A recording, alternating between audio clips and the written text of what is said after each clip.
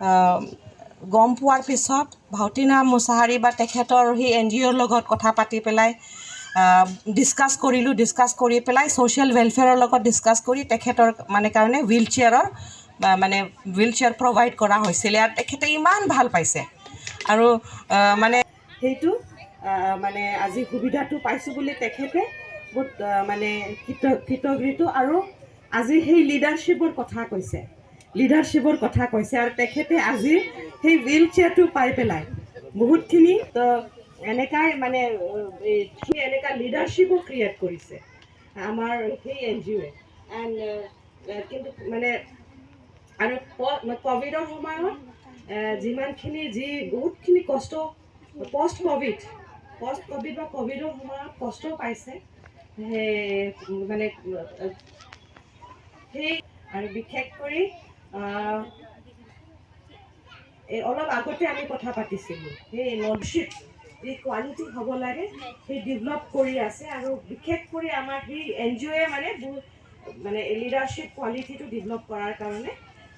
leadership কোৱালিটিটো কিয় develop কৰিব লাগে আমাৰ ফিজিকেলি চেলেঞ্জ হৈ পেলাই চ' নিজৰ কষ্ট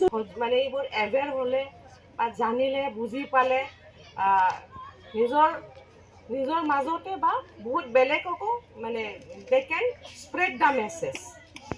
বেলেগ ডিফাৰেণ্ট কমিউনিটিছৰ পৰা লিডাৰশ্বিপ তৈয়াৰ কৰিছে সিহঁতে আৰু স্পেচিয়েলি ৱুমেন ছাইড মহিলাৰ কাৰণে আৰু এম্পাৱাৰমেণ্টৰ কাৰণে কাম কৰি আছে and I really thank Bhautina Mushahary and সিহঁতৰ दिनैहाय 3 डिसेम्बर जेखौ जोङो international day for person with disability होननानै बुङो मिथियो खिन्थु बहुत खम मानसियानो मिथियो बेनि फारसे एवेयारनेस होननाया भिजिबिलिटिया बहुत खम ओंखायनो बेनि थाखायनो जोङो दिनै बे प्रग्रामखौ लानाय जादों आरो लोगोसे मा होनोमोनलाय दा जेनेबा जोङो बे प्रग्रामा नैबे मागुरमारियाव लानायनि जाहोना जाहैबाय मागुरमारियाव जोंना बांसिनानो बेनिफिसियारिसफोर दङ ओरै मागुरमारि एरियायाव ओमफ्राय दा जों डिसेबिलिटि होननानै बुङोबा खालि सोरबा मेगन नुयै बा थाबायनो हायै बेफोरबायदिखौल' होनो खिन्थु डिसेबिलिटियावहाय 21 टाइप्सनि डिसेबिलिटि दङ दा बेखौ बहुत मानसिफ्रानो मिन्थिया आरो ओमफ्राय दा दिनैहाय बे दिनखौ मानि थाखाय सेलिब्रेट खालामनाय जादों मोनसे प्रमोट खालामनाय जायो ओमफ्राय मोनसेया जाहैबाय एवेयारनेस बिसोरनि राइट्स आरो एम्पावारमेन्ट ओमफ्राय बिसोरनि वेलबिंनि थाखाय आरोखि दा जों बेखौनो होननो सानो कि बहुत मानसिफ्रानो डिसेबिलिटि होननानै बुंबा नासयो ओमफ्राय मोनसे मेन्टेलिटि डिसेबिलिटि होननानै बुङोबा बिराद बेड बिहेभियार गाज्रि जेनेबा आखल आखु देखायो बेफोरनो आरो दा जेनेबा जोङो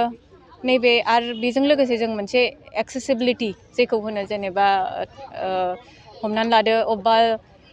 अफिसाव थांनांगौ जोंहा जेनेबा दा ह्विलचेयार इउज खालामग्रा रेम गैया रेमानो बहुत खम आरो रेम दंबाबो ओरैबायदि जेनेबा नोङो बाइक सालायग्रा बेबायदि रेमसो मोनसे मेजारमेन्ट थायो बेखौ फल' खालामा आरो ओमफ्राय बेनि उनावहाय नों नुदों जानो हागौ जोंनि स्टेजआ प्लेन बेहाय जों गोजौ स्टेज बानायाखै मानि थाखाय बे एक्सेसिबल जाथों बेनि थाखायनो जों बिदि खालामदों दा बे मोनसे प्रग्रामा मोनसे एवेयारनेस ओमफ्राय बिसोरनि राइट्सबो आरोखि बिसोरनि मोन्थायखौ मोननाय थाखाय दा जोङो जोंनि बे AITआ मा खालामगासिनो दं action four inclusion and empowerment ट्रास्टआ जोङो दा जायफोर डिसेबिलिटि सार्टिफिकेट मोनाखै डिसेबिलिटि सार्टिफिकेटखौ लाथारनांगौ आरोखि होमबासो बियो गभर्नमेन्टनिफ्राय सार्भिस मोनगोन ओमफ्राय सार्भिस होनोबा पेन्सन दङ स्किमबो दं आरो बे दा नोङो जेला सार्टिफिकेटखौ मोनो होमबासो बे स्किमखौ लानो हागोन आरो लोगोसे बहुत सुबिदा दङ जेनेबा रिजार्भेसन दङ बिदि डिसेबल मानसिफोरनि थाखाय दा जायफोर मोनाखै जोंनि अफिसाव फैनो हागोन जोंजों खबर लानो हागोन नङाबा ससियेल वेलफेयार अफिसाव थांनो हागोन मानोना बिसोरनिफ्रायसो होखायो बे ओमफ्राय आं बेखौबो होननो सानदों एभ्रि फ्राइडे दा एभ्रि मान्थनि फ्राइडेआवनो माबा जायो मा होनोमोनलाय मेडिकेल स्क्रिनिं केम्प जायो आरोखि बाव थांनानै लाहैनो हागोन फ्रि अफ कस्ट बेयाव जेबो नाङा बेबायदि फैसा नाङा मोननो हायो बेहाय मेडिकेल बर्ड जिरायो डक्टरफोर जिरायो ओमफ्राय बेहाय नायगोन नोंनि मेडिकेल नोंनि माबाया पार्सेन्टेजआ बेसेबां बेनि उनावहाय 40% बा ओमफ्राय बेनि गोजौ बेनि गाहाय जानो नाङा आरोखि 40%नि गाहायाव जानो नाङा होमबा नों 40%नि गाहाय जाबा जेबो सुबिदा मोननाय नङा आरो बेसे 40% जाथारनांगौ आरोखि बेबायदि बायदेवा बुंथिगोन नामा नोंनि गुड नेमजों लोगोसे नोंथांनि बेसरकारि माव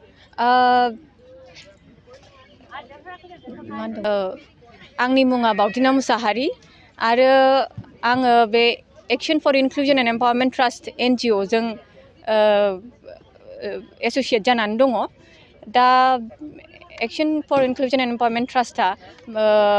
person with disability specially women and गार्लफोरजों खामानि मावो आरो जे आं दा सार्टिफिकेटनि खोथा बुंदोंमोन बे सार्टिफिकेटखौ जोंबो अर्गानाइज खालामो नङाबा जोंनावहाय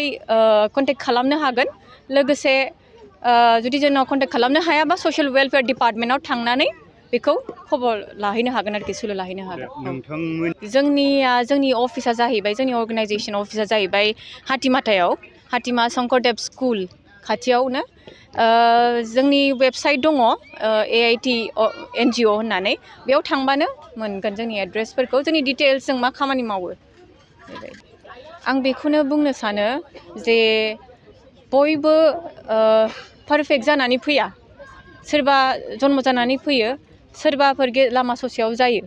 दा बेखायनो नासयाबालानो बयखौबो समान मेगनजों नायलाङो आरो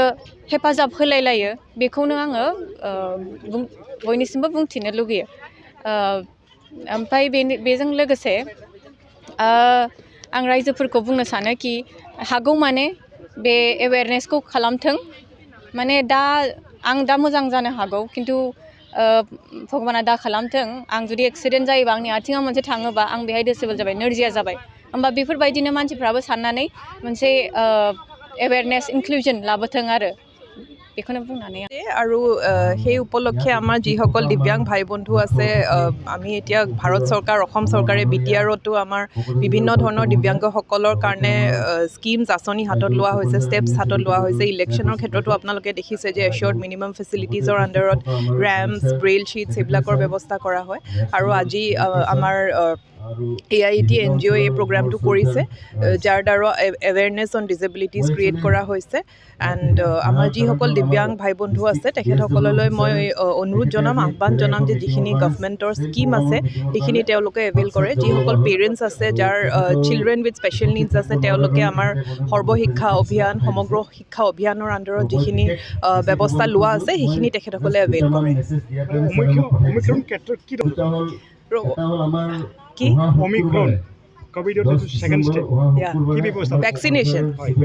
ভেকচিনেশ্যনৰ ব্যৱস্থা আপোনালোকে দেখিছে মই নিজেও এতিয়া তালৈকে ওলাই যাওঁ আমি ঘৰে ঘৰে গৈ হৰ ঘৰ দস্তক যিটো আমাৰ মাননীয় প্ৰধানমন্ত্ৰী মহোদয় মাননীয় মুখ্যমন্ত্ৰী মহোদয়ে কৈছে আহ্বান জনাইছে হৰ ঘৰ দস্তকৰ আণ্ডাৰত আমাৰ যিসকল ছিনিয়ৰ অফিচাৰ্ছ আছে ADC আছে মই নিজে আছোঁ আমাৰ SDO চিভিল আছে ষ্টেটৰ পৰা অবজাৰ্ভাৰ্ছ আহিছে আমাৰ ভেকচিন ভেৰিফাইং টীমছ আছে প্ৰত্যেকটো পলিং ষ্টেচনত টীমবোৰ গৈছে PS ৱাইজ আমাৰ যিসকল লোক ৰেজিষ্টেণ্ট আছে তেখেতসকলক আমি বুজাই আছোঁ যে ভেকচিন ল'ব লাগে আৰু এই ধৰণে বহুখিনি লোক আমাৰ প্ৰায় 7-8,000 আছিলে লাষ্টত যিখিনি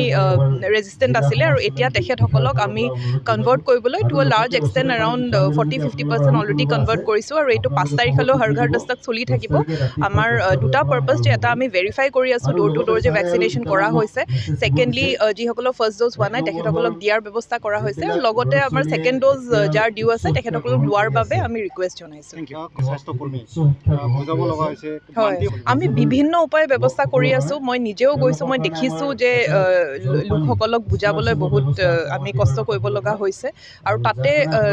কমিউনিটি ইনফ্লুৱেঞ্চাৰ্ছ যিসকল আছে কমিউনিটি লিডাৰ্ছ আছে ক'ৰবাত ষ্টুডেণ্ট অৰ্গেনাইজেশ্যনৰ কথা শুনিছে ক'ৰবাত ৰিলিজিয়াছ লিডাৰ্ছ যে চাৰ্চৰ পাষ্টাৰ বা বিশ্বপ হওক আমাৰ অন্যান্য ৰিলিজিয়াছ লিডাৰ্ছ হওক তেখেতসকলৰ দ্বাৰা আহ্বান জনাইছোঁ বা তেখেতসকলক বুজাইছোঁ যে ভেকচিনেশ্যন নকৰিলে আগলৈ তেখেতসকলৰ লজিষ্টিকেলি বা মেডিকেলি ইছ্যুজ হ'ব এনেদৰে মানে ওৱান বাই ওৱান কৰিছোঁ each case is a different approach আৰু কেছ বাই কেছ আমি কৰি পেলাই এজন হওক দুজন হওককৈ ডেইলি বেচিছত আমি কৰি আছোঁ